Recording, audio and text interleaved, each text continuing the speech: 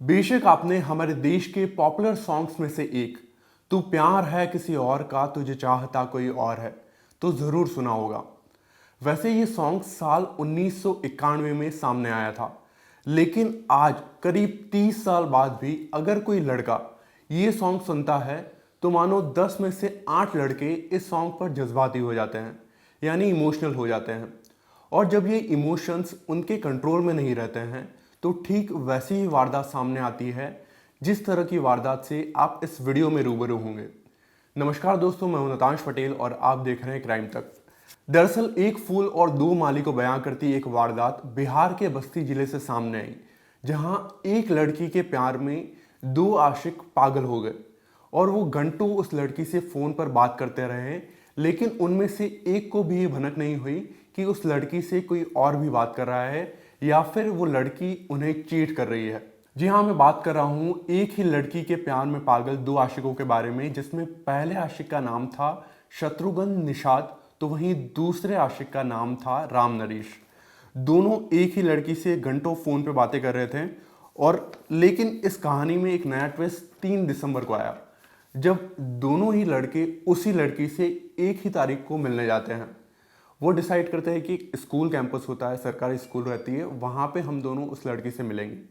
लेकिन इसी दौरान क्या होता है कि सबसे पहले जो आशिक रहता है राम नरेश, वो पहले जाके उस लड़की से मिलता है और जैसे ही उसी कैंपस में दूसरा आशिक आता है वहाँ पे शत्रुघ्न नाम का, तो वो देखता है कि उसको पकड़ लेता है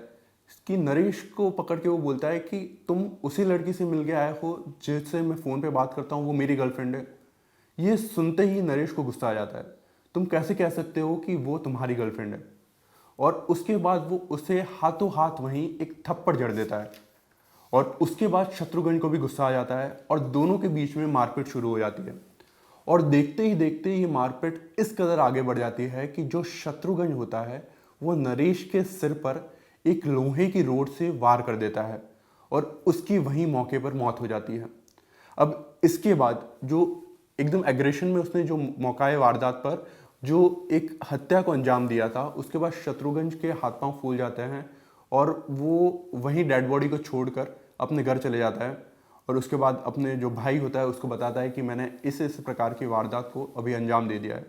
उसके बाद उसका जो भाई होता है वो उसे सपोर्ट करता है, वो बोलता है कि चलो, और फिर वो मौकाए वारदात पर पहुँचते जहाँ जिस स्कूल में उन्होंने मतलब जो शत्रुघ्न था उसने नरेश की हत्या की थी, और वहाँ पहुँचने के बाद वो जितने भी सबूत थे उन सबको मिटा देता है।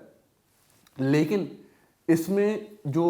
होता है दूसरे दिन 4 दिसंबर की वो जो डेड बॉडी थी वो उसे वो वहीं रखते हैं और उसके बाद वो सोचते हैं कि शायद यहाँ पे कोई नहीं आएगा। लेकिन 4 दिसंबर को, जब 3 दिसंबर को तो इस वारदात को अंजाम दिया गया था और 4 दिसंबर को जब वहाँ पे कुछ गांव के लोग पहुँचते हैं या फिर कोई नज़दीकी पहुँचते हैं, वो देखते हैं कि यहाँ एक डेड बॉडी बरामद हुई है। फिर वो इसकी जानकारी नज़दीकी पुलिस को देते हैं और फिर वो पुलिस मौके पर पहुँचती है।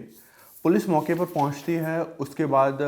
वो सबसे पहले जो एक नरेश था वहाँ पे जिस युवक की हत्या की गई थी, उसी के जेब में से एक आधार कार्ड बरामद होता है। उसके अंदर उसकी पूरी पहचान पता पड़ जाती है कि वो कहाँ का निवासी था, वो क्या करता था, वो ये। और उसके बाद अगली कड़ी में पुलिस और ज़्यादा छानबीन करती है और धीरे धीरे करके इसकी कड़ी जो आरोपी रहता है उस तक जुड़ जाती है, जो शत्रुघ्न रहता है, और साथ ही उसका जो भाई था जिसने सबूत मिटाने के प्रयास किए थे उसमें को पुलिस हिरासत में ले लेती है और इस तरह इस वारदात का खुलासा होता है। और भी आप क्या सोचते हैं इस वारदात के बारे में, कमेंट सेक्शन में ज़रूर बताएं। धन्यवाद।